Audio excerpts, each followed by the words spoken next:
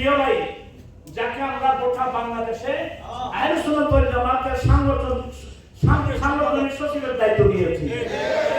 আপনারা সবাই খুশি তো?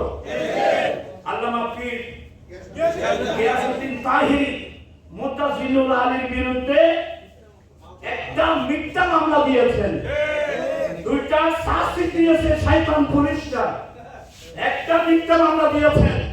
এই দর্শন কোরআন মাহফিল থেকে আমরা দর্শন হাদিস মাহফিল থেকে আমরা তার তীব্র প্রতিবাদ জানাচ্ছি।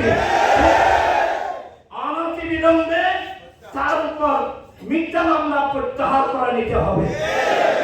এই কথা বলে বসে থাকলে হবে না, আমাদেরকে মাঠে নামতে হবে। কথা বলছেন না কেন? আমাদেরকে মাঠে নামতে হবে।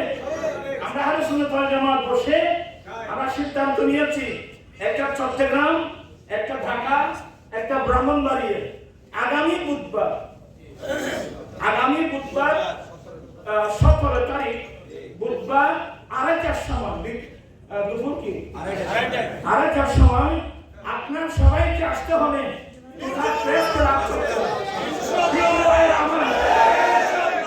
আমরা এমন ভাবে প্রতিবাদ জানাবো সারা বাংলা যেন নিয়ে চলে উঠছে, ঠিক কিনা ভাই?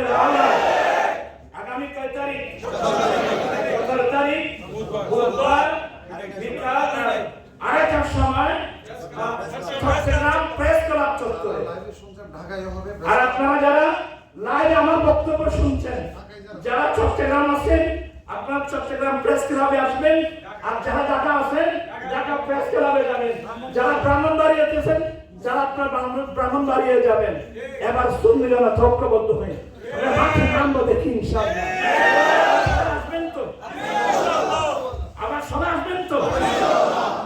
ভুল করবেন না, ভুল অনেকদিন হয়ে গেছে, এই ভুল আর নয়। আমরা ঐক্যবদ্ধ ভাবে আমরা ময়দানে নামবো।